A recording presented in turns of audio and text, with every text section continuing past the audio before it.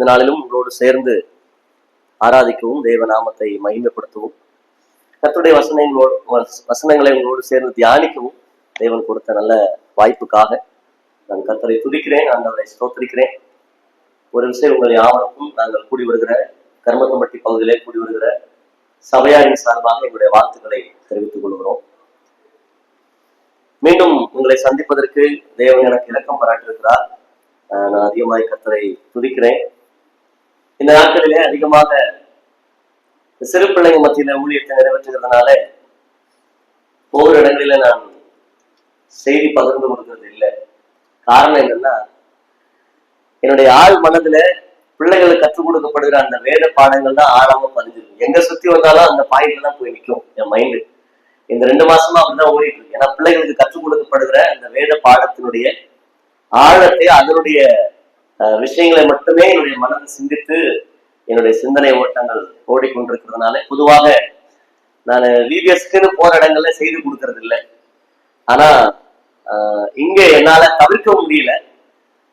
காரணம், ஏற்கனவே Steven brother என்ற முதல்ல பேசும்போதும் அவர் வேற சகோதரர் பேசும்போதும் ஞாயிற்றுக்கிழமை நீங்க வரணும், ஞாயிற்றுக்கிழமை இருந்து செய்தியும் கொடுத்துட்டு அப்படியே ஊழியத்தை நிறைவேற்றணும் அப்படின்னு சொல்லி சொன்னதுனால நேற்றுக்கு சாயந்தரம் 3 மணிக்கு மேலதான் எங்களுக்கு நாங்க இருக்கிற இந்த கோயம்புத்தூர் பகுதியில உள்ள ஒரு குடும்ப முகாமில சிறுவர் ஊழியத்தை நிறைவேற்றக்கூடிய ஒரு சூழல் கிடைச்சது. அதை முடித்து திரும்ப எங்க வீட்டுக்கு வந்து எல்லா மெட்டீரியலும் ஒழுங்குபடுத்தி அங்கிருந்து திரும்பவும் டிராவல் பண்ணி நைட்டு ஒரு 12:30க்கு இங்க நாங்க சுகமாய் வந்து சேர்க்க திரும்ப கொடுத்தார்.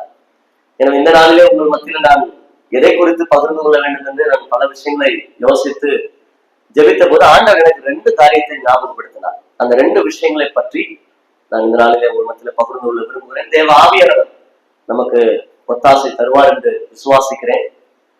அந்த முதல் விஷயத்தை இந்த நேரத்தில் நான் உங்களுக்கு ஞாபகப்படுத்த விரும்புகிறேன். நம்முடைய இந்த சிந்தனைக்கு ஆதாரமாக அப்போஸ்தலர் நடவடிக்கைகள் 1ஆம் அதிகாரம் 8வது வசனம். எல்லாருக்கும் தெரிந்த ஒரு பரிச்சயமான ஒரு வேத பகுதி.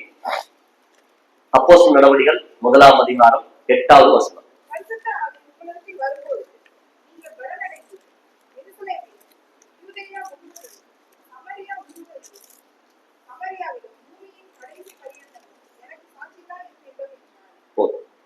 பரிசுத்த ஆவி உங்களிடத்தில் வரும்போது நீங்கள் பலனடைந்து எருசலேமிலும் யூதயா முழுவதிலும் சமாரியாவிலும் பூமியின் கடைசி பரியந்தமும் எனக்கு சாட்சிகளாய் இருக்கிறீர்கள் என்றார்.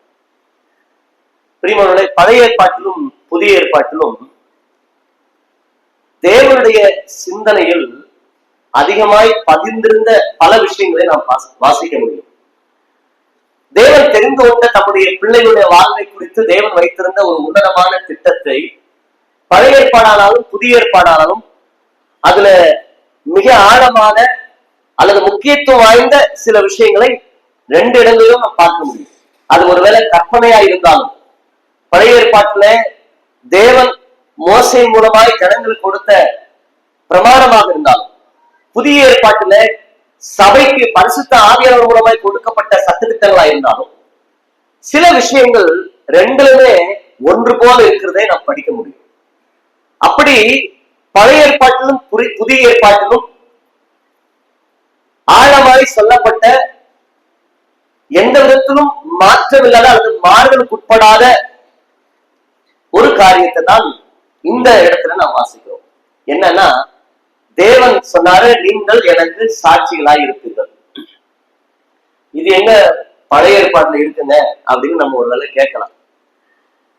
ஆனால் பழைய ஏற்பாட்டுல நீங்கள் எனக்கு சாட்சிகளாய் இருப்பீர்கள் என்று நேரடியாக சொல்லவில்லை. ஆனால் அந்த வார்த்தையினுடைய எதிர்பார்ப்பினை தெய்வம் தம்முடைய ஜனங்களுடைய வாழ்க்கையில பிரதிபலித்திருக்கிறதை நாம் பார்க்க முடியும்.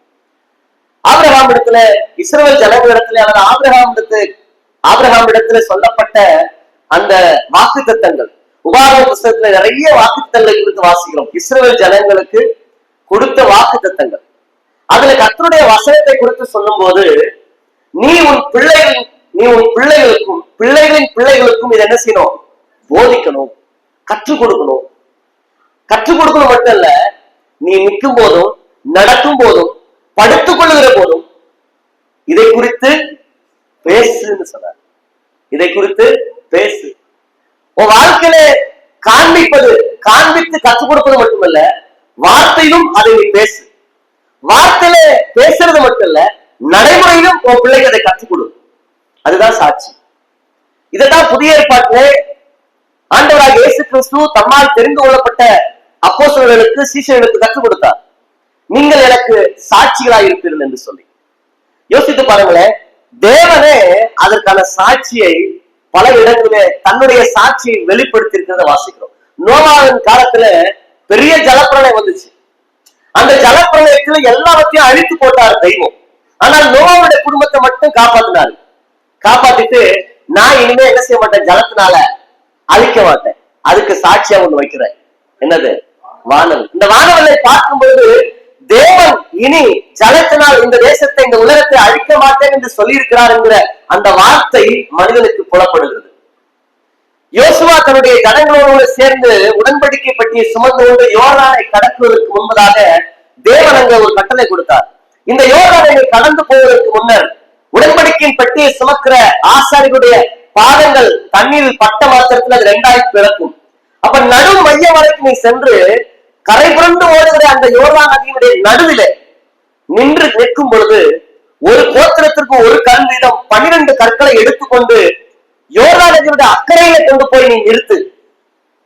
ஒரு காலத்துல பிற்காலத்துல என்னுடைய பிள்ளைகள் இது என்னன்னு கேட்டா நீ சொல்லு, நாங்க இப்படி கரை புரண்டு ஓடுகிற இந்த யோர்தான் நதியை தேவன் உங்களை கடந்து வர பண்ணும் போது அதை வெட்டாந்தரை போல கடந்து வரப்படினார், அதற்கு சாட்சிகள் இல்லை என்று நீ சொல்லு அப்படின்னு சொன்னார். சிவந்த சமுத்திரத்தை கடந்த போதும் கர்த்தர் இதை சாட்சியாய் சொல்லு அப்படின்னு சொன்னார். பிரியமானவர்களே, இந்த உலகத்தில் தேவனுடைய சிந்தை, தேவனுடைய எதிர்பார்ப்பு தான் இந்த மனுக்குலத்திற்கு செய்த விஷயங்களை இந்த மனுக்குலம் இந்த பூமிக்கு சாட்சியாய் சொல்ல வேண்டும் என்பதில் தேவன் மிக அக்கறை உள்ளவராய் இருக்கிறார். இன்றைக்கு நாம் செய்கிற இந்த திருவிருந்து கூட தேவனுக்கென்று நாம் காண்பிக்கிற, தேவன் இவ்விதமாய் செய்தார் என்று சொல்லுகிற ஒரு வகையான சாட்சி இது, ஒரு வகையான ஆதாரம் இது. இந்த ஆதாரத்தை பிரஜாதி மக்கள் பார்க்கும் பொழுது ஏன் இதை செய்கிறார்கள்? வாரந்தோடு போறாங்க, வாரந்தோடு அப்பம் விற்கிறாங்க, வாரந்தோடு என்னமோ திராட்சரசம் குடிக்கிறாங்க, இதை கரெக்டா செய்யறாங்க, இதுக்கு இவ்வளவு முக்கியத்துவமா? Yes, this is a witness. இது இயேசு கிறிஸ்து எங்களுடைய பாவங்களுக்காய் சிலுவையிலே ரத்தம் சிந்தி மரித்து அடக்கம் பண்ணப்பட உயிர்த்திருந்தார். நான் வரவேற்று எங்க மறந்துடக்கூடாது எங்களுக்காக வைத்திருக்கிறார். இது தேவன் உங்களுக்கு கொடுத்திருக்கிற ஒரு ஆதாரம், அடையாளம். இதை நாங்கள் செய்ய நிறைவேற்றும்படி கட்டளை எங்களுக்கு கொடுத்திருக்கிறார். இது சாட்சி. இப்படி பழைய ஏற்பாட்டிலும் புதிய ஏற்பாட்டிலும் ஏராளமான விஷயங்களை நாம் சாட்சிகளை நாம் பார்க்க முடியும். ஆனால் இந்த சாட்சிகள் என்பது ஒரு தேவனுடைய பிள்ளையின் வாழ்க்கையில் வெறுமன வார்த்தையில மட்டுமல்ல, செயல்களிலும் வெளிப்பட வேண்டும் என்பதுதான் தேவனுடைய பிரதானமான விருப்பம். எனக்கு அருமையான கர்த்தருடைய பிள்ளைகளை, இந்த காலை நேரத்தில் தெய்வ சமூகத்துல வந்திருக்கிற நீங்கள் நானும் அப்போஸ்தலர்களுக்கு, சீஷர்களுக்கு கர்த்தராகிய இயேசு கிறிஸ்து சொன்ன அந்த வார்த்தை, பரிசுத்த ஆவி உங்களிடத்தில் வரும்போது நீங்கள் பலனடைந்து எருசலேமிலும் யூதேயாவிலும் சமாரியாவிலும் பூமியின் கடைசி பரியந்தமும் எனக்கு சாட்சிகளாயிருக்கிறது. இங்க 2 விஷயத்தை ஞாபகப்படுத்துறாரு. ஒண்ணு, பரிசுத்த ஆவி உங்களிடத்தில் வரும்போது நீங்கள் பலனடைவீர்கள். 2வது, எனக்கு சாட்சிகள் ஆகியிருக்கிறீர்கள். ஆவிக்குரிய வாழ்க்கையினுடைய அனுபவங்களில் இவை 2ம் மிக முக்கியமானது. ஆவிக்குரிய அனுபவத்தில் பலவீனம் என்று சொல்லுவது சரீர பலவீனம் அல்ல. வேதம் நம்முடைய வாழ்க்கையில் பலவீனம் என்று சொல்லுவது சரீர பலவீனத்தை பற்றி வேதம் சொல்லல. ஆவிக்குரிய பலவீனத்தை பற்றி ஏராளமான விஷயங்கள் சொல்லி இருக்குது. அதுபோல பலத்தை குறித்து சொல்லும் போது சரீர பலத்தை குறித்து சொல்லல.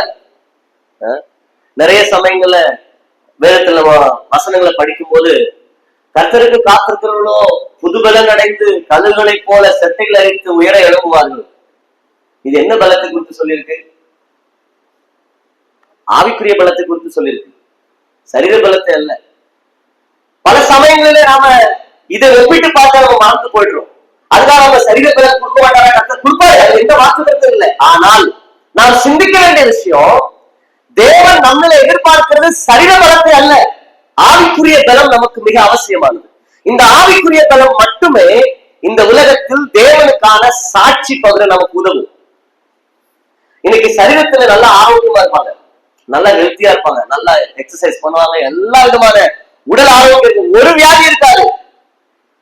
ஆனால் ஆவிக்குரிய நிலையில அநேக வியாதிகள் இருப்பாங்க, வெளியே தெரியாது. ஏராளமான வியாதி இருக்கும். ஆனா சிலர் இல்ல, அநேகர் அவங்க போடுற மாத்திரையை பார்த்தா நமக்கு பயம், தலை சுத்தம். என்னங்க எவ்வளவு மாத்திரை போடுறீங்க, அவ்வளவு பலவீனமான சரீரம். ஆனால் ஆவிக்குரிய நிலையில, வைராக்கியத்துல, கர்த்தருடைய வசனத்துல உறுதியாய் ஸ்திரமாய் இருக்கிறது அநேகர்.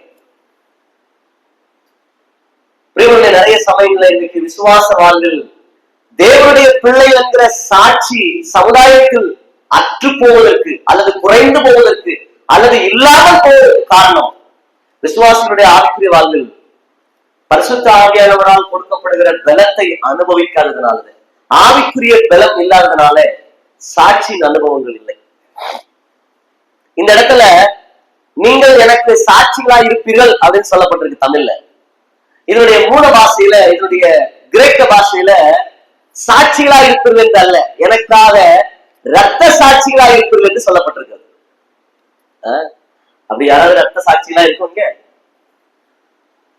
இது ஒரு வகையில அன்றைக்கு லூக்காவை கொண்டு கர்த்தர் எழுதி வச்சிருந்தாலும் அப்போஸ்தலருடைய வாழ்க்கையில் நிறைவேறின தீர்க்க தரிசனம் இது. அப்போஸ்தலருடைய வாழ்க்கையில நிறைவேறின தீர்க்க தரிசனம் இது. தேவன் தெரிந்து கொண்ட அப்போஸ்தலர் அத்தனை பேர்களும், யோவானை தவிர அத்தனை பேர்களும் ரத்த சாட்சிகளாய் மரித்தார்கள், சரித்திரம் சொல்லுகிறது. ஆகவேதான் ஆண்டவர் இயேசு கிறிஸ்து அன்றைக்கு நம்முடைய சீஷர்கள், நீங்கள் பரிசுத்த ஆவியானவர் வரும்போது நீங்கள் பலனடைந்து எனக்கு சாட்சிகளாய் இருப்பீர்கள் என்று சொன்னார். இன்னைக்கு ஆண்டவர் நம்மள ரத்த சாட்சிகளா எதிர்பார்க்கல.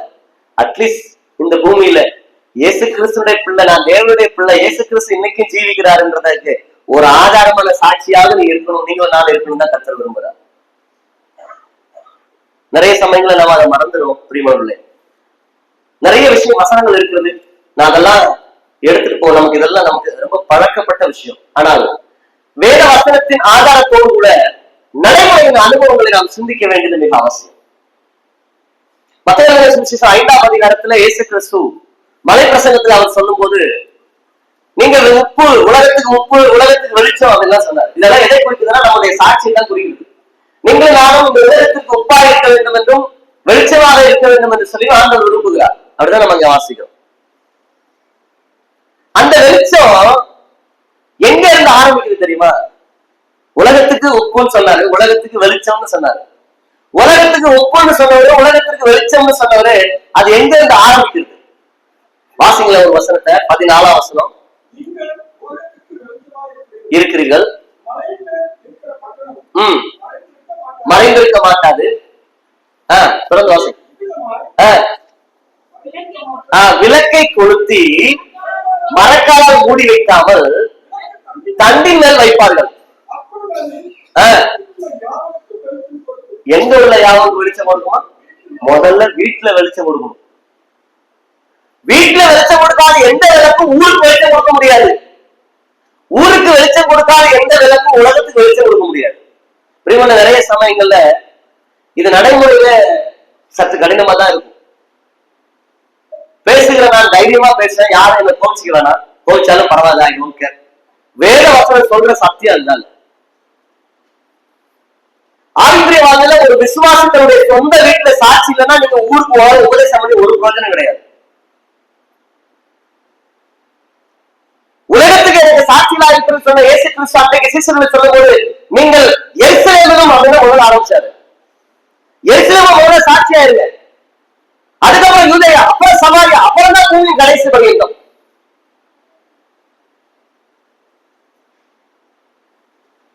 நம்ம சிந்திக்க வேண்டியது மிக அவசியம்.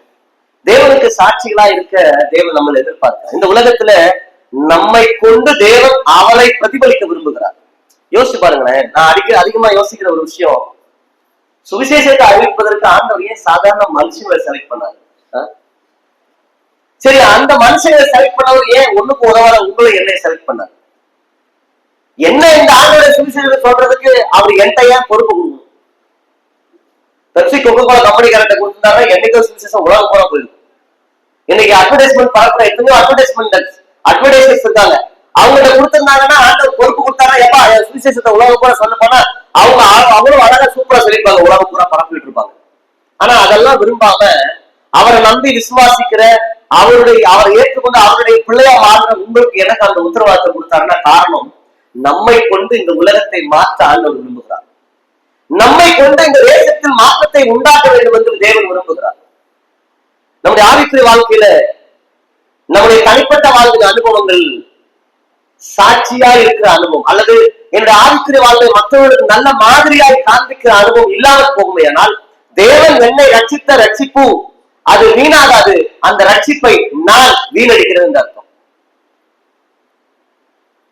சில விஷயங்கள் மட்டும் நான் ஞாபகப்படுத்துறேன். ஒருவேளை இந்த உலகத்துல வாழ்கிற விசுவாசியா இருக்கிற நீங்களும் நானும் என்ன தேவன் வெளிச்சமா வச்சிருக்கிறார், என்னுடைய சொந்த வீட்டுல நான் விசுவாசி என்பதை என்னால் வெளிப்படுத்த முடியலன்னு சொன்னா ஒரு காலம் நான் ஊருக்கு நான் விசுவாசி என்னை காண்பித்துக் கொள்ள முடியாது. அப்படி காண்பித்துக் கொண்டால் ஆதாயத்திற்காக ஆண்டவரை தேடுகிற நபராய் நான் மாறி போவேன்.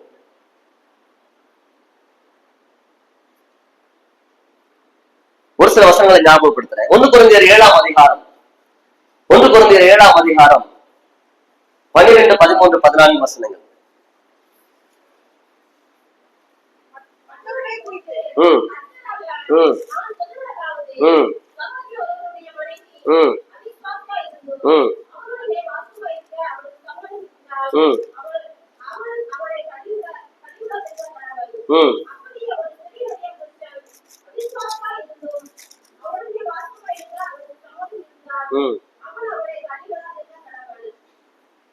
அடுத்து எண்ணத்தினாலில் அவிசுவாசியான புருஷன் பரிசுத்தமாக்கப்படுகிறான்.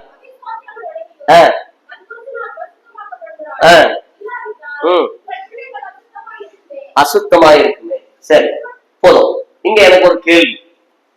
அவிசுவாசியான இது ஆக்சுவலா இதனுடைய பின்னணி என்னன்னா, ஒரு விசுவாசி அவிசுவாசியோடு பிணைக்கப்படக்கூடாது.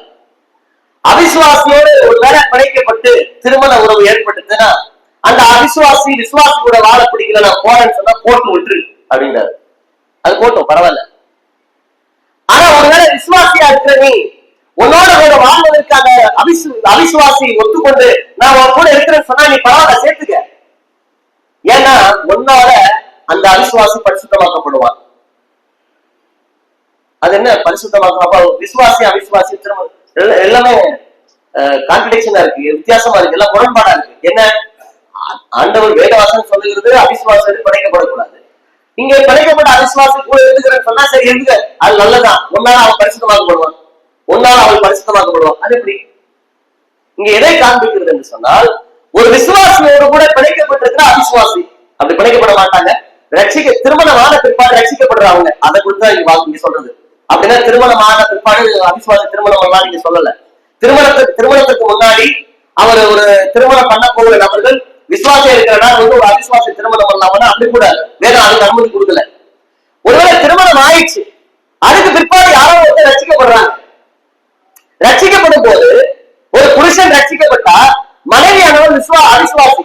ஐயா நீ ஏசாண்டர் ஏத்துக்கிட்டியா, உனக்கு எனக்கு சம்பந்தம் இல்ல, போ நீ வந்து ஏசாண்டர் நான் வர முடியாது அப்படின்னு சொன்னா அது அவங்க இஷ்டம். ஆனா அதே சமயத்துல உங்களுக்குள்ள முரண்பட்ட கருத்து வராதபடிக்கு இல்லங்க நீ ஏசாண்டர் நம்புறீங்க, நான் ஏன் இஷ்டப்படி நான் போறேன், அதெல்லாம் பிரச்சனை இல்லை, நான் உங்களை நேசிக்கிறேன் நீங்க நேசிக்கிறீங்க, இந்த ஒருமைப்பாடு இருக்கும்போது அந்த இடத்துல விசுவாசியாகிய புருஷன் அவிசுவாசியான மனைவியை சேர்த்து கொண்டு வாழ்வதற்கு அந்த அவிசுவாசி ஒத்துக்கொள்ளும் போது சரி என்று ஏற்றுக்கொண்டு வாழணும். அப்படி வாழும்போது விசுவாசியான புருஷனால அவிசுவாசியான அந்த மனைவி பரிசுத்தமாக்கப்படுவார். அது எப்படி பரிசுத்தமாக்கப்படுவார்? ஒரே விஷயம் தாங்க. விசுவாசியான புருஷன் கர்த்தருடைய வசனம் சொல்லுகிற சத்தியத்திற்கு கீழ்ப்படிந்து தன் மனைவியை நேசிக்கும் போது அவள் இந்த புருஷனுடைய தெய்வம் புருஷனுடைய நடவடிக்கையை காண்கிற அந்த மனைவியானவள் இந்த புருஷன் ஆராதிக்கிற அந்த தெய்வத்தினுடைய மகத்துவத்தை அவள் புரிந்து கொள்வாள். அந்த புரிதல் அவளை தேவனுக்கு ஏற்ற அனுபவத்துக்குள் நடக்கும். அதுதான் அந்த பரிசுத்த அனுபவம். நிறைய சமயங்கள்ல புருஷனுடைய பரிசுத்த வாழ்க்கை மனைவியுடைய வாழ்க்கையை தாக்கத்தை ஏற்படுத்தும். மனைவிமாருடைய விசுவாசியான மனைவிமாருடைய பரிசுத்த வாழ்க்கை, கீழ்ப்படுதலுள்ள வாழ்க்கை ரட்சிக்கப்படாத புருஷனுடைய வாழ்க்கையை தாக்கத்தை ஏற்படுத்தும். அப்படி ஏற்படுத்துறதுனா அந்த மனைவி வாழ்ற வாழ்க்கை வேறு. இங்க இருக்கிற எத்தனை பேர் உங்க குடும்பத்தில் ரட்சிக்கப்பட்ட புருஷன் ரட்சிக்கப்பட்ட மனைவி அது ரட்சிக்கப்படாத புருஷன் உள்ளவங்க ரட்சிக்கப்படாத மனைவி உள்ளவங்க இருக்கீங்கன்னு எனக்கு தெரியாது. எங்க சபையில ஒரு சில குடும்பங்கள் உண்டு. நான் தைரியமா சொல்றேன், அந்த குடும்பத்துல உன் புருஷன் ரசிக்கப்பட்ட கர்த்தர் ஓட்ட கதை கேட்பாரு. ஏன்னா அதிகமா உன் புருஷன் பாக்குறது நேரத்தில் கொண்டாடுவாங்க. வாழ்ற வாழ்க்கையில அதிகமான நாட்கள் வாழ்றது உங்க கூட பாக்குறது விசுவாசியா பாக்குறது ஒண்ணு, வெளியில இருக்கிற விசுவாசி பாக்குறத வீட்டுல இருக்கிற விசுவாசி பாக்குறதுதான் அதிகம். நீ உன் வாழ்க்கையில பரிசுத்தமும் கீழ்ப்படுதல் உள்ள மனைவி இல்லைன்னா உன் புருஷன் ரசிக்கப்படுவதற்கு நீ எதிராக இருப்ப. அப்படி இருக்கிற குடும்பங்கள் ஏராளம். பெற்றோருடைய ஆவிக்குரிய வாழ்க்கை சரியில்லாம சீர்கிட்டு போன பிள்ளைகளுடைய வாழ்க்கை, குடும்பத்துல சாட்சி இல்லை, வெளியில போன பிரசங்கம், என் பிள்ளைங்க வந்திருக்கிறா இங்க நான் நின்று பேசுறேன், என் பேச்சுக்கு வாழ்க்கைக்கு சம்பந்தமான அந்த பிள்ளை எப்படி ஆவிக்குரிய வளரும்? குடும்பத்திலே சாட்சியாக விசுவாசிகள் சமுதாயத்திலே சாட்சியோடு வாழ்ந்த ஒரு பிரயோஜனம் கிடையாது. சமுதாயத்திலே சாட்சியாக ஒரு நபர் சபையை வந்து பிரசங்கங்களை பெருசா பீட்டுகிறது ஒரு பிரயோஜனம் கிடையாது. சாட்சியை தேவன் எதிர்பார்க்கிறார். நிறைய சமயங்களை நம்ம இதை மறந்துடும். ஸ்காட்லாந்து தேசத்துல ஒரு மிகப்பெரிய போதகர் இருந்தார். அவர் ஒரு சயின்டிஸ்டும் கூட. அவர் பேரு டேவிட் லிவிங்ஸ்டன். அவருடைய நெருங்கிய நண்பர் ஒரு நாத்திகர். இந்த நாத்திகர் பாலிய சிலைகள். ஒரு முறை அவங்க படிப்பு வேலை நிமித்தமா பிரிஞ்சு போயிட்டாங்க. ஆனால் நல்ல தொடர்பு இருந்துச்சு. ஒரு முறை ஸ்காட்லாந்துக்கு வந்து அவருடைய நண்பரா டேவிட் லிவிங்ஸ்டனுடைய நண்பர் அவரோட கூட தங்க வேண்டிய நிர்பந்த சூழல் ஏற்பட்டுச்சு. அப்போ அந்த நாட்டிய நண்பர் சொன்னாலே, டேவிட் நான் உங்களோட தங்குறேன், 3 மாசம் அவங்க கூட தங்க வேண்டிய சூழல் இருக்கு, தாராளம் என் கூட தங்கலாட்டா நீ, ஆனா ஒரு கண்டிஷன், ஒரு நாள் கூட நீ இயேசு கிறிஸ்துவை பத்தி என்ன பேசக்கூடாது, பைபிளை பத்தி பேசக்கூடாது, ஆண்டவர் சத்திய உபதேசம் எதுவுமே பேசக்கூடாது.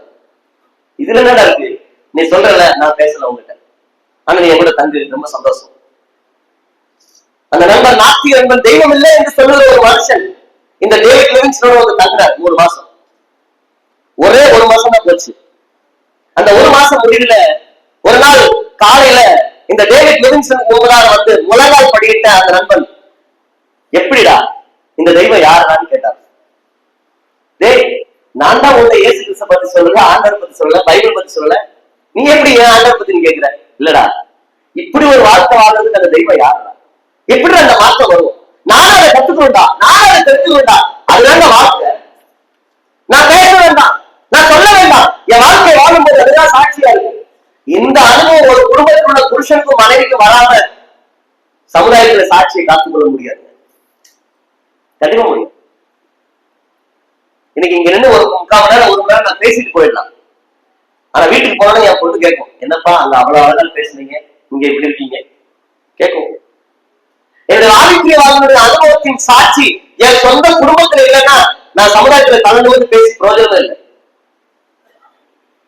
பிரியமுள்ள 2 தீமோத்தேயு 1ஆம் அதிகாரத்துல வாசிக்கிறோம், ஒரு மனுஷனை குறித்து வாசிக்கிறோம், தீமோத்தேயு என்ற வாலிபனை குறித்து வாசிக்கிறோம். அந்த வசனத்தை வாசிக்கல, 2 தீமோத்தேயு 1:4. உன்னில் உள்ள மாயமற்ற விசுவாசம்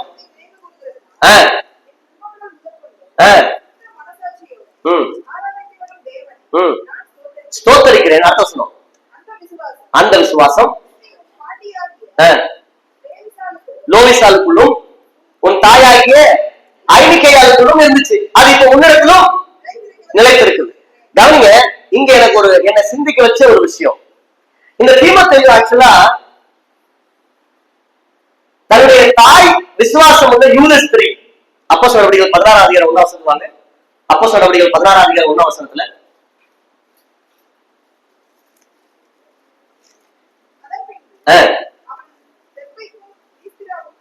தெர்பைக்கும் லீஸ்திராவுக்கும் போனாலும் அப்போஸ்தலனாகிய பவுல் அங்கே தீமோத்தேயு என்ற ஒரு சீசன் இருந்தா. நல்லா கவனிங்க, அவன் தாய் விசுவாசமுள்ள யூத ஸ்திரீ, அவன் தகப்பன் கிரேக்கன்.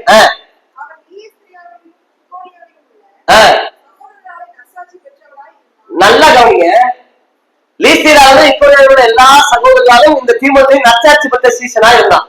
அவன் தாய் யாரு? ஒரு யூத ஸ்திரீ, அவன் தகப்பனும் கிரேக்கன். நான் கேட்கிறேன், தீமோத்தேயுக்கு பவுல் நிறுவனம் போது உனக்கு நிலைத்திருக்கிற இந்த விசுவாசம் எங்க வந்துச்சு? உன் பாட்டிட்டு இருந்துச்சு, அப்புறம் உங்க அம்மா வந்துச்சு, அப்புறம் வந்துச்சு. நான் கேட்கிறேன், ஏன் அவன் தகப்பனுடைய விருத்தி அவன் வரல? ஏன் தகப்பன் பிரஜாவே இருக்க அவன் தகப்பனுடைய அந்த அனுபவம், அந்த உலக பிரகாரம் அந்த கிரேக்கத்துக்குரிய அனுபவங்கள் ஏன் தீமோத்தேயு வரல? அவருடைய தகப்பன் விசுவாசி அவிசுவாசி இங்க சொல்லப்படல. ஆனா அதே சமயத்துல என்னுடைய கேள்வி, ஒரு தாய் விசுவாசம் யூத ஸ்திரீயா இருக்கும் போது அவனுடைய தாய் ஒரு பாட்டி விசுவாசமான யூத ஸ்திரீ, அவனுடைய தாய் விசுவாசமான யூத ஸ்திரீ, அந்த ரெண்டு பேருடைய விசுவாசம் இவனுக்கு வருகிறது. இது எப்படி வருகிறது? வேதம் சொல்லுகிறது, கர்த்தரை அறிகிற அறிவு, கர்த்தரை அறிந்த ஒரு விசுவாசம் மூலமாய் அந்த விசுவாசம் அவனுடைய சந்ததிக்கு கடத்தப்பட வேண்டும். அப்படி இல்லைன்னா அது நாடகமா நடிப்ப மாதிரி. இன்னைக்கு என்னுடைய விசுவாசம் என் பிள்ளைங்க வரலன்னா நான் வாழ்ந்த விசுவாசம் வேணுங்க. ஒண்ணு தெரியுமா? இன்னைக்கு விசுவாச வாழ்க்கையில தேவனுடைய பிள்ளைங்க, இன்னைக்கு விசுவாசிகளா இருக்கிற, ரட்சிக்கப்பட்டு தேவனுடைய சபையில ஐக்கியமா இருக்கிற அநேக விசுவாசிகளுடைய பிள்ளைகள் இந்த விசுவாசத்துக்கு வருகிறது இல்லை. என்ன காரணம் தெரியுமா? யார் காரணம் தெரியுமா? வேற யாரும் சொல்ல முடியாது, நான் தான் காரணம். என் பிள்ளை விசுவாசத்துக்கு வரணும், நான் ஒரு தான் காரணம். முதல் காரணம் நான் தான். அடுத்தவங்களை பிளை பண்ணி பிரயோஜனம் கிடையாது. பிரதர், என் பிள்ளைக்காக ஜெபம் பண்ணுங்க பிரதர், அவன் ரட்சிக்கப்படல. எத்தனை வயசாச்சு? 23 வயசு. 23 வருஷமா என்ன செஞ்சுட்டு உன் பிள்ளைங்க? 23 வருஷமா உன் பிள்ளைங்க செஞ்சிருந்த தாயின் தகவல் முதல் காரணம் அந்த பிள்ளை ரட்சிக்கப்படல. சண்டே ஸ்கூல் டீச்சர், இவனே சண்டே ஸ்கூல் அனுப்புறேன், இன்னும் ரட்சிக்கப்படல. எந்த சொல்லிக் கொடுங்க சண்டே ஸ்கூல் டீச்சர்? ஏன்னா வாரத்துல 7 நாள் வீட்டுல உட்காந்து சொல்லிக் கொடுத்தாரு. நீங்க ஒரு நாள் சண்டே ஸ்கூல் சொல்லிக் கொடுக்குற சண்டே ஸ்கூல் ரட்சிக்கப்படுவாங்க. 25 வருஷாச்சு, 23 வருஷாச்சு, எவ்வளவு ரட்சிக்கப்படல. யார் காரணம்? யார் காரணம்? நீதான் காரணம். புருஷன் மனைவிக்கு சரியான வேலை வசதி அனுபவம் ஐக்கியம் கிடையாது. குடும்பம் உட்காந்து ஜெபிக்கிற அனுபவம் கிடையாது. வேலையை தியானிக்கிற அனுபவம் என் பிள்ளை பார்க்கணும். என் பிள்ளை நேரம் வாசிக்கும். பிரதர், என் பையன் சொல்லுங்க பிரதர், டெய்லி பைபிள் படிக்க சொல்லுங்க பிரதர். நான் சொன்னேன், நீங்க படிக்க சிஸ்டர், முதல்ல உன் பிள்ளை பார்த்து தன்னால படிக்கும். நான் சொல்ல வேண்டிய அவசியம் இல்லை பிரதர். என் சொல்லுங்க அப்படி பிரதர், நான் தான் இப்படி போயிட்டேன். என் பிள்ளை அதை நீ உன் பிள்ளைய சொல்லு. நான் சொன்னா கேட்க மாட்டேன். கேட்க மாட்டான். அவனுக்கு முன்னாடி வாழ்க்கை அப்படி, நீ பேசுற பேச்சு எப்படி நடக்க அப்படி எப்படி கேட்பா? சொந்த குடும்பத்தில் சாட்சியை காத்துக்கொள்ளாத ஒரு பிள்ளைய ஒரு தாய் போய் வெளியேற்ற போய் நான் சுவிசேஷம் கிறிஸ்துவோட அன்பை சொல்ல, அது பிரயோஜனமே இல்லை. பிரியமுள்ள, நாம சிந்திக்க வேண்டியது ரொம்ப அவசியம். தன்னுடைய பாட்டிக்கு இருந்த விசுவாசம் அவங்க அம்மாவுக்கு வந்துச்சு, அவங்கள்ட்ட இருந்த விசுவாசம் இந்த தீமத்தைக்கு வந்துச்சு. விசுவாசம் சும்மா இருக்காதுங்க. அந்த விசுவாசம் சமுதாயத்திற்கு, சந்ததிக்கு அது கடத்தப்படும். கண்டிப்பா கடத்தப்படும். நான் உண்மையிலே நான் விசுவாசியாக இந்த பூமியில விசுவாசத்திற்காக, தேவனுக்காக சாட்சியாக இந்த பூமியில வாழ்ந்தனால் என்னை புரிந்து கொள்ளாத பிள்ளைங்க என்னுடைய மரணத்துக்கு அப்புறமா என் பிள்ளைங்க என்னை புரிந்து கொள்ளும். எங்க அப்பா வாழ்ந்த வாழ்க்கை, இந்த ஆண்டவர் தாய் வாழ்ந்த வாழ்க்கை வைராக்கியமானது. அதுல அர்த்தம் இருக்கிறது, அதுல உண்மை இருக்கிறது, அதுதான் ஜீவன் என்பதை ஒரு நாள் புரிந்து கொள்ள என் பிள்ளைங்க. அப்படி நான் வாழ்ந்திருந்தா என் குடும்பத்துல, என் பேச்சுல விசுவாசம் இருக்கணும், என்னுடைய ஆவிக்குரிய செயல்களில் விசுவாசத்தின் அடித்தாளம் இருக்கணும், என்னுடைய அந்த கிரியிலே என் குடும்பத்தை யாரும் இல்லாத போது நான் பேசுகிற வார்த்தையால், நான் செய்கிற செய்தியால், நான் கொடுக்கிற முக்கியத்துவம் கர்த்தருக்கும் கர்த்தருடைய வசனத்துக்கும் சத்தியத்துமா இருக்கும். ஏனால் அது ஒருவேளை இன்னைக்கு என் பிள்ளைங்க புரிந்து கொள்ளாவிட்டாலும் ஒரு காலம் வரும் பொழுது என் தகப்பனார், என் தாயார் எவ்வளவு விசுவாசத்தில் வைராக்கியம் இருந்தார்கள். அன்றைக்கு அப்படி ஒரு வைராக்கியம் இருந்ததுனா இன்னைக்கு நாங்க நல்லா இருக்கணும்னு சொல்லுகிற எத்தனை சந்ததிகளுக்கு உண்டு. பிரியமான, நம்முடைய சொந்த குடும்பத்துல, தனிப்பட்ட ஆவிக்குரிய வாழ்க்கையில நீங்களும் நானும் நம்முடைய வீட்டுல சாட்சி இல்லைன்னா சமுதாயத்துல சாட்சி சொல்லி பிரயோஜனம் இல்லை. மத்தேயு சுவிசேஷம் 5ஆம் அதிகாரத்துல வாசித்தது போல வீட்டில் உள்ள யாவருக்கும் அது முதல்ல வெளிச்சம் கொடுக்கும். விளக்கு தண்டு மேல வச்சா அது வீட்டில் உள்ள யாவருக்கும் வெளிச்சம் கொடுக்கும். சில ரட்சிக்கப்படாத புருஷனை திருமணம் பண்ணுவாங்க, விசுவாசிங்க, ரட்சிக்கப்பட்ட விசுவாசிங்க, சத்தியத்தை அறிந்த விசுவாசிங்க. அவன் ரட்சிக்கப்படாத தெரியும், ஆனா தெரிஞ்சுதான் திருமணம் பண்ணுவாங்க. திருமணம் பண்ணிட்டு எனக்காக ஜெபம் பண்ணுங்க, என் புருஷன் மகன் திருமணம். என்ன செய்யறது? கூட்டத்துக்கு வரவே விட மாட்டாங்க. எப்படி விடுவான்? தெரிஞ்சுதான் கல்யாணம் பண்ண. சுய புத்தி வேணும், யோசிக்கிறதுக்கு திராணி வேணும். கர்த்தருடைய வசனத்தை அறிஞ்சிருக்கிற நீ தெரிஞ்சு திருமணம் பண்ணிட்டு என் புருஷனுக்காக ஜெபம் பண்ணுங்க, எங்க போய் ஜெபம் பண்றது? பிரியமுள்ள, நிறைய சமயங்கள்ல ஆவிக்குரிய வாழ்க்கை நல்லா இருந்த வாலிப பிள்ளைங்க, சத்தியத்தை அறிந்து சத்தியத்தை நிற்க வேண்டிய வாலிப பிள்ளைங்க, திருமண விஷயம் வரும்போது ஒரு அவிசுவாசி திருமணம் போயிடுச்சு, திருமணம் பண்ணிட்ட. கர்த்தர் போனா போதும் உன் வாழ்க்கையை ஆசீர்வதிச்சு பிள்ளைகளை கொடுத்தாரு.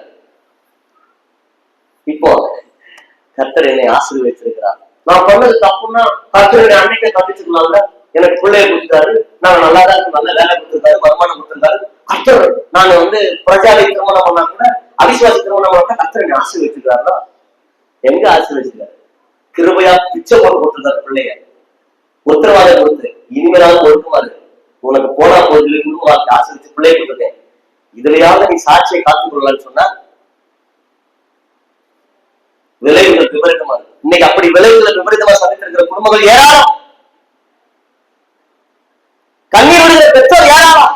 தெரிந்திருந்த ஒரு அவிசுவாசி திருமணம் பண்ணி அவிசுவாசியான பிள்ளைகளை பெற்றெடுத்து 2 கட்ட வளர்க்கிற குடும்பம் எத்தனை?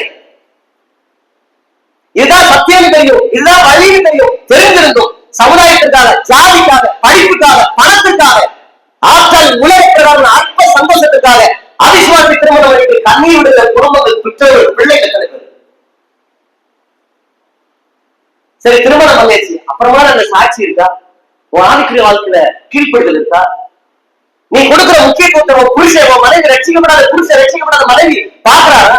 அங்க உங்களுடைய சாட்சி வெளிப்படுதா? புருஷன் 4 வார்த்தை பேசுறான்னா விசுவாசியர், அவிசுவாசியான புருஷன் 4 வார்த்தை பேசுறா, விசுவாசியான மனைவி 8 வார்த்தை பேசு. என்ன நீ பெரிய மனுஷா? நீ வெளியில வந்தா சோத்திரம் அல்லேலூயா பிரதர், என் வீட்டுக்காரர் ஜெபம் பண்ணுங்க பிரதர், அவர் ரட்சிக்கப்பட்ட பிரதர், என்ன கொண்டு விடுறாரு சர்ச்சில், ஆனா அவர் வரமாட்டாரு. எப்படி வருவாரு? இங்க வந்து பவ்யமா அமைதியா இருக்கு, அங்க 30 நாள் வாழ்ற வீட்டுல எப்படி வருவார் அவர்? எப்படி வளரும் பிள்ளைங்க? பிள்ளைங்க எப்படி வளரும்? பல சமயங்கள ஆண்டவர் நமக்கு கிருபையா போனா போது பொழைச்சு போட வாய்ப்பு கொடுத்தாரு.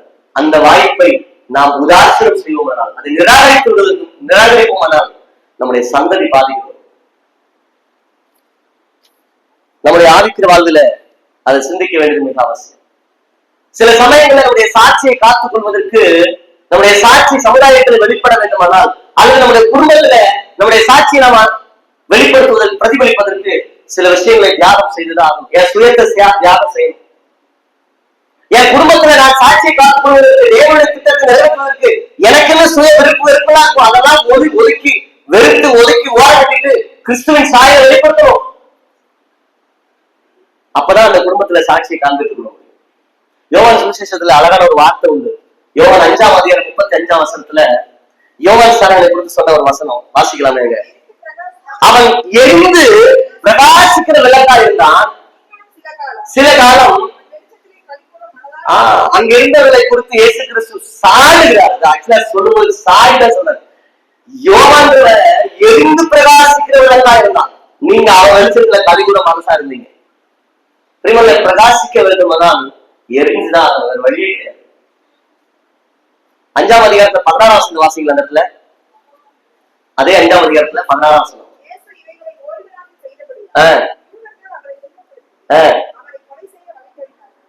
இல்ல, அதே யோவான் 5:16.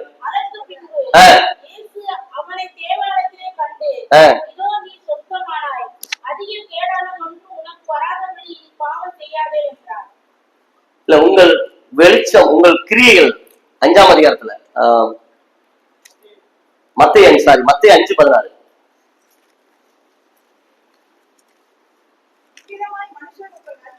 இவ்விதமாய் உங்கள் மனுஷர் உங்கள் நற்கிரியைகளை கண்டு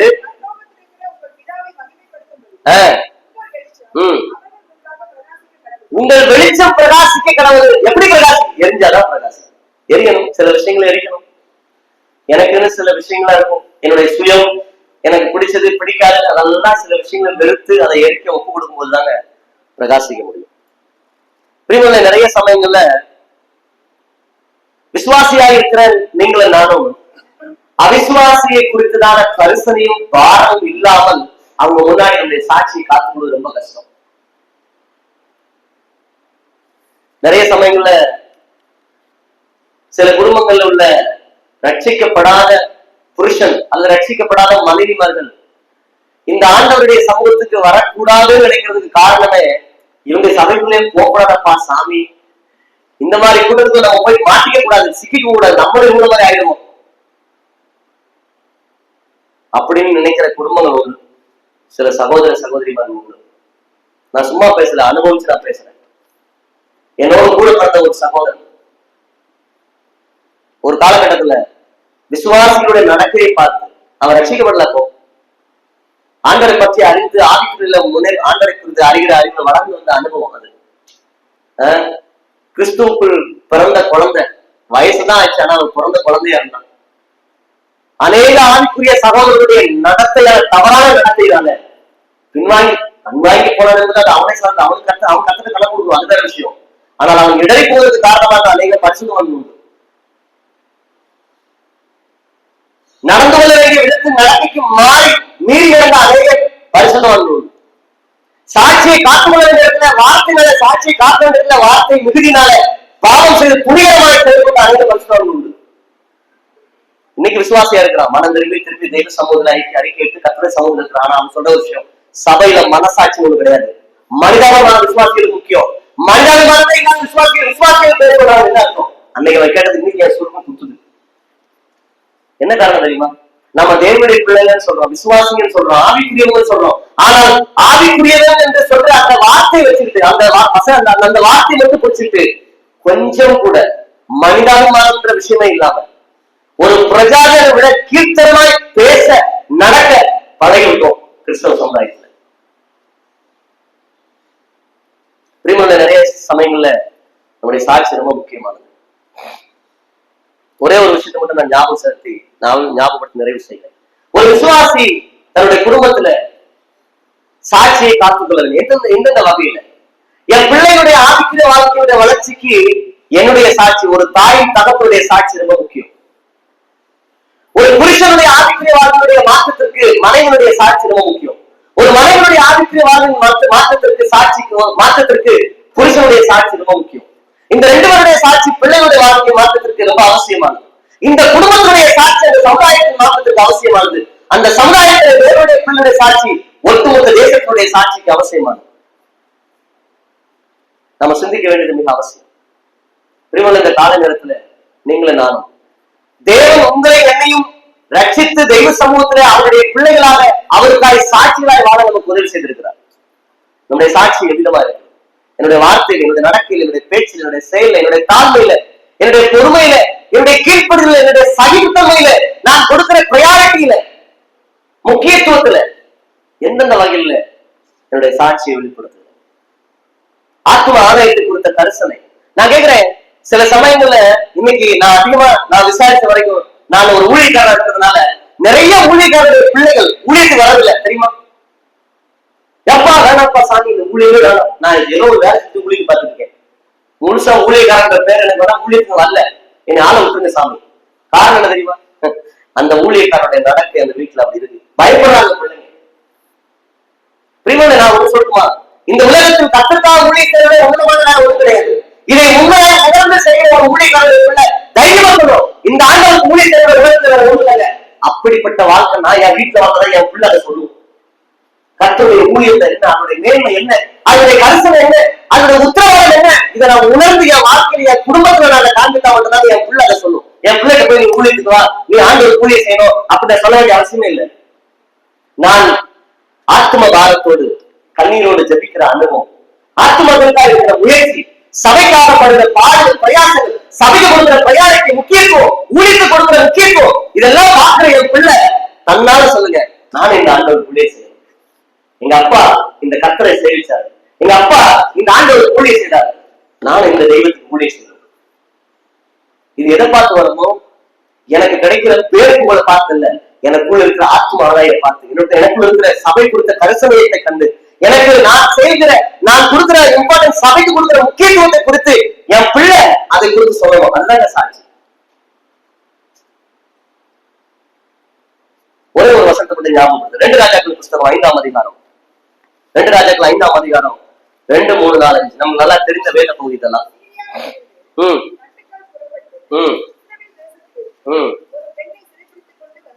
ஒரு பெண்ணை சிறைப்படுத்திக் கொண்டு வந்தாங்க, பணிவிடை செய்து கொண்டிருந்தார்.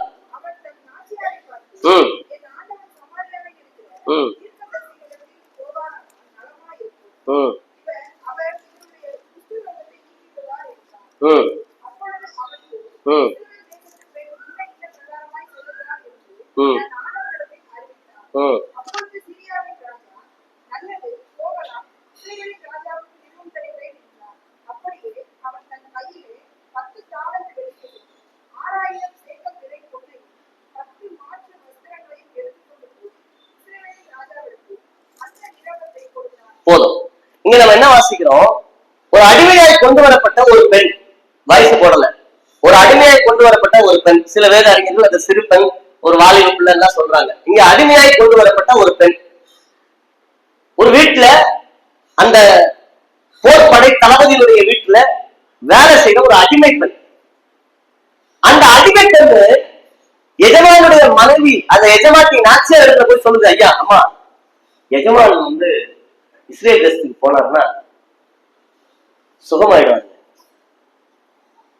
அவருக்கு சுகம் கிடைக்கும். நான் கேட்கிறேன், இந்த வார்த்தை ஒரு வேலைக்காரி வீட்டுல வேலை செய்யற அடிமையாய் கொண்டு வரப்பட்ட இந்த வேலைக்காரி பேச்சை கேட்டு அந்த எஜமானியமா நாகமாட்ட சொல்ல, அந்த பேச்சை கேட்டு நாகமான் ராஜாட்ட சொல்ல எப்படி முடியும்? ஒரு சாதாரண ஒரு அடிமை பெண் சொல்ற வார்த்தையை கேட்டு கீழ்ப்படியக்கூடிய ஒரு மனோபாவம் எப்படி அந்த எஜமானிக்கு வந்துச்சு? சரி, அந்த அம்மாவுக்கு வந்துச்சு, ஓகே. இவங்க சொல்லும் போது இங்க பாரு, அது ஒரு அடிமை பொண்ணு, சாதாரண பிள்ளை, அந்த பிள்ளை சொல்றதுக்கு பேச்சை கட்டு என்ன அங்க போய் சொல்ற அப்படிலாம் யோசிக்கல நாகமா. சொன்ன உடனே வேற ராஜா போய் சொல்ற, ராஜா இந்த மாதிரி நான் போனா என் சுகமாயிடும் சொல்லி எங்க அங்க இருந்து கொண்டு வந்த ஒரு பொண்ணு சொல்லுங்க. ராஜா உடனே நான் ரெடி, ஓகே. யோசிச்சு பாருங்க, முதல்ல அந்த நாச்சியார் அக்செப்ட் பண்ணது பெரிய விஷயங்க. வீட்டு வேலைக்காரி சொல்றது எஜமானியமா அக்செப்ட் பண்ணது. சரி, அந்த அம்மா ஒரு பொண்ணு சொன்னதை கேட்டு அக்செப்ட் பண்ணிட்டாங்க, ஓகே. எஜமான நாகமாட்ட சொல்லும் போது அவன் அதை கேட்டது மட்டும் இல்ல, சரி என்று மனைவி, சரி அவங்களோட மனைவி சொன்னாங்க பேச்சை கேட்டு ஏற்றுட்டான், ஓகே மனைவி சொல்லிட்டா சரியா இருக்கும் அப்படின்னு நம்பிட்டான். ஆனா அதே கொண்டு போய் எங்க போய் சொல்றாங்க? ராஜா சொல்றான், என் மனைவி சொன்னாங்க நான் சொல்லல, மனைவி சொன்னாங்க சொல்லலாங்க. யார் சொன்னா? இஸ்ரேல் தேசத்துல இருந்து கொண்டு வந்தாங்க பொண்ணு சொல்லிச்சு, யார் சொன்னா? நான் கேட்கிறேன், இந்த ஒரு பெண்ணு சொன்ன வார்த்தையை கேட்டு ராஜாட்ட போய் அந்த விஷயம் சொல்ற அளவுக்கு இந்த பொண்ணுக்கு என்னங்க ரெஸ்பான்ஸ் இருந்துச்சு, என்னங்க ஒரு லைஃப் இருந்துச்சு? அதுதாங்க சாட்சி.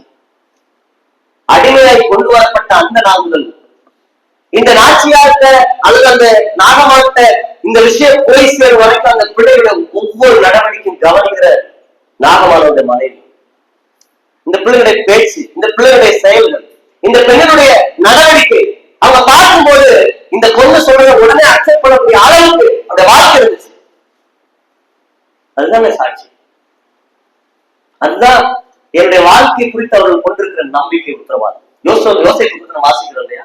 ஆதியாகமம் 39 அதிகாரத்துல எங்க போனா எகிப்துக்கு கொண்டு போகப்பட்டான். எகிப்து கொண்டு போனவங்க அடிமையா இருக்கப்பட்டது எங்க? போத்திபார் வீட்டுக்கு. அவன் என்ன செஞ்சான்?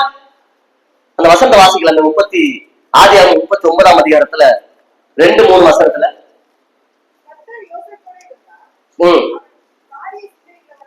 காரி சித்தியுள்ளவனா இருந்தான்.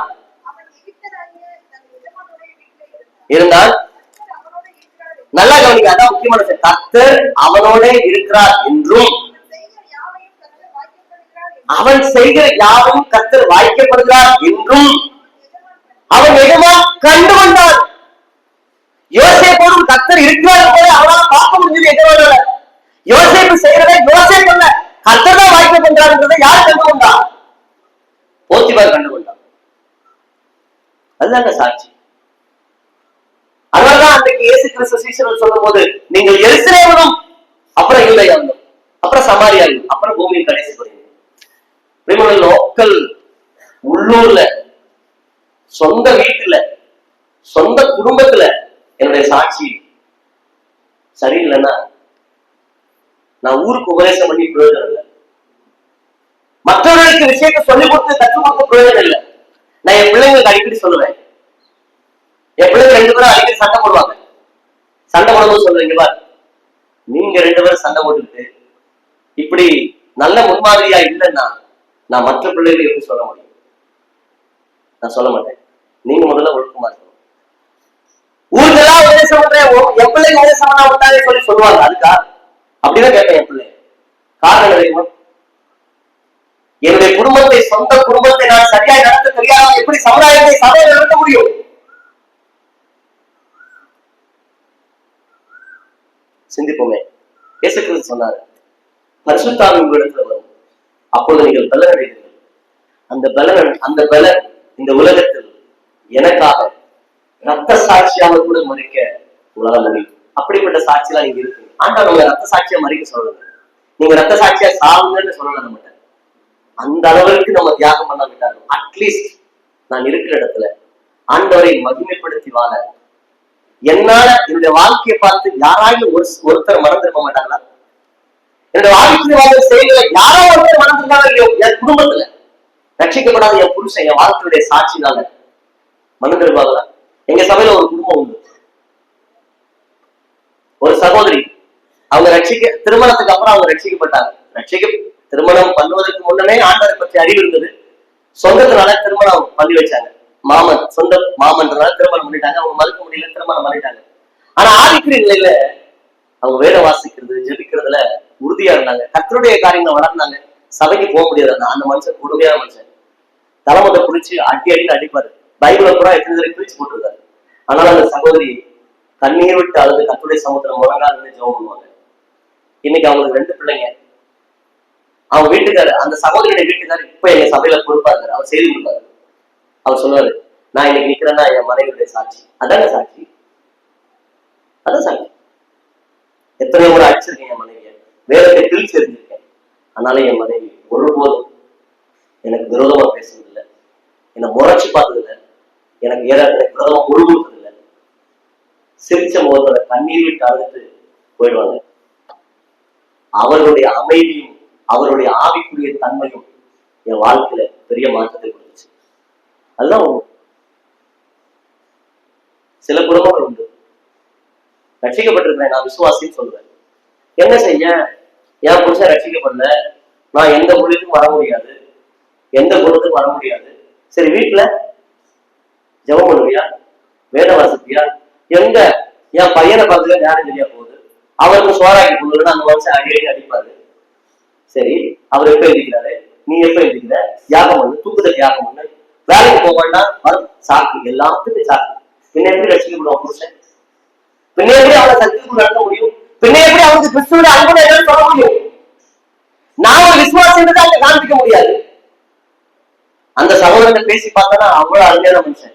உண்மையிலேயே அந்த மனுஷனுக்கு கடவுளுடைய அன்பு இதுதான் வாழ்க்கையில வாழ்ந்து காண்பிச்சு அந்த மனுஷன் உலக ரசிக்கப்படுறாரு. அந்த அளவுக்குரிய அன்பு, சர்வசாதாரண நல்ல எல்லாத்துக்கும் ஏற்றுக்கொள்ள ஒரு மனப்பக்கம். ஆனா தடையாரு? விசுவாசியான மனைவி. சாட்சி எங்க? நம்ம சிந்திச்சு பார்ப்போம். உங்களை தேவன் சாட்சியா நம்ம வெளியில போய் 4 பேருக்கு முன்னாடி பெரிய பெரிய முகாம்லாம் போய் சாட்சி சொல்றாங்க நிறைய பேர். அந்த சாட்சி எல்லாம் கர்த்தர் விரும்புறாங்க. அதெல்லாம் எதிர்பார்க்கல தேவன். அது எல்லாத்துக்கும் மேல உன் குடும்பத்துல, உன்னுடைய சொந்த வீட்டுல, உன் புருஷன் இடத்துல உன்னை கொடுத்த சாட்சி, யோகை குறித்து உன்னுடைய மனைவி சொன்ன சாட்சி, இன்னும் உங்களுடைய உத்தமத்தில் இருக்கிறீரோ, அதான சாட்சி. சாகர மாதிரி சிறக்கேறி சொல்லிட்டு இன்னும் அவன் உத்தமம் தேவை, அதுதான் சாட்சி. நம்முடைய சாட்சிங்க.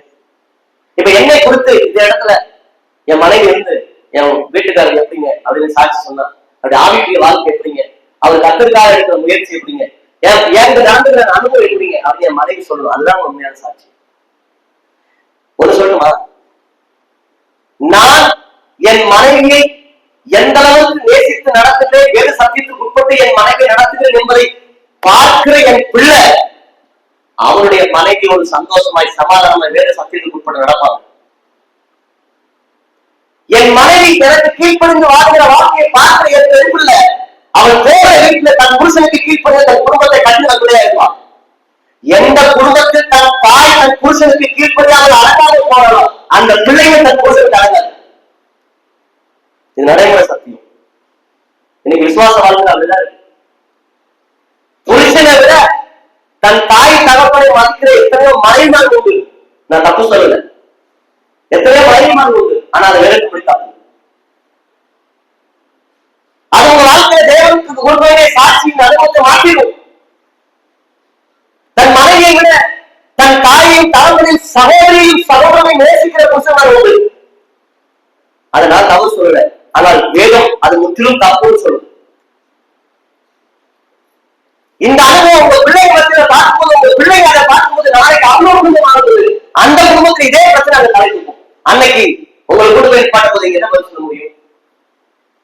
தங்கம், அம்மாவுக்கு மாப்பிள்ளைக்கு கீழ்படி தங்கம், நீ உன் புருஷன் கீழ்படிச்சியா என்னமோ சொல்ல வர? இப்படி கேட்கும் பிள்ளைங்க. டேய் உன் மனைவியை நேசிடா, பாவண்டாவா அழுதாடா, நீ மட்டும் அம்மாவை எவ்வளவு குடும்பப்படுத்தின, அதெல்லாம் தாங்கிட்டாலே எங்க அம்மா, அதெல்லாம் தாங்க சொல்லு. பையன் சொல்லுவான், அன்னைக்கு தெரியும் என் வேதனை என்ன, என் மனைவி பட்ட வேதனை, நான் பட்ட வேதனை அன்னைக்கு தெரியும். புரியுமா? இதெல்லாம் தாண்டி இந்த அனுபவம் ஒரு குடும்பத்தில் இல்லைன்னா அந்த குடும்பம் சபைக்கு வரும்போது அந்த சபையுடைய அனுபவம் வித்தியாசமா மாறும். சோ நாம் சிந்திக்க வேண்டியது அவசியம். நாம் ஆவிக்குரிய நிலையில பரிசுத்த ஆவியானவரால் பலப்படுத்தப்பட்டு அந்த பலன் என்னை இந்த பூமியில உட்பாத ஒளியாக விளங்க செய்யும். ஆனா அது எல்லாத்துக்கும் முன்னாடி என்னுடைய சொந்த குடும்பத்தில் நான் தங்கி தாவரிக்கிற என்னுடைய குடும்பத்தின் உறவுகள் மத்தியில என்னை குறித்து சொல்லுகிற சாட்சி, என்னை பார்க்கிறவர்கள் என்னை குறித்து அறிகிற அந்த சாட்சி அனுபவம் தேவனை மகிமைப்படுத்துவதற்கு எதுவாக இருக்க வேண்டியது அவசியம். சிந்திப்போம். தேவன் கொடுத்த நல்ல வாய்ப்பு, நல்ல வாழ்க்கை, ஒரே ஒரு முறை தாங்க வாழ்றோம். இந்த வாழ்க்கையில தேவன் சொன்ன சத்தியத்திற்கு கட்டுப்பட்டு வாழ்வோமானால் ஒரு நாள் தெய்வ சமூகத்துக்கு போகும்போது தேவன் நமக்கு வைத்திருக்கிற அந்த திட்டத்தை நிறைவேற்றணும் என்ற ஒரு திருப்தியோடு போய் சிரிப்போம். இல்லைன்னா ஒரு பெரிய குறைவோடு, ஒரு பெரிய வேதனையோடு தான் தெய்வ சமூகத்துக்கு போய் நிற்போம். எனவே சிந்திப்போம். ஆண்டவர் கொடுத்த வாழ்க்கையில அவருக்காக சாட்சியாய் வாழ்ந்து தேவனை மகிமைப்படுத்த தேவன் நமக்கு உதவி செய்யட்டும். நான் வாசித்தது போல பரிசுத்த ஆவியானவர் வரும்போது நீங்கள் பலனடைந்து ஆவிக்குரிய பலனடைவோம். கர்த்தருக்காக சாட்சியை வாழ்வோம். தேவ நாமத்தை மகிமைப்படுத்துவோம். அப்படி நாமும் மகிமைப்படுவதாக.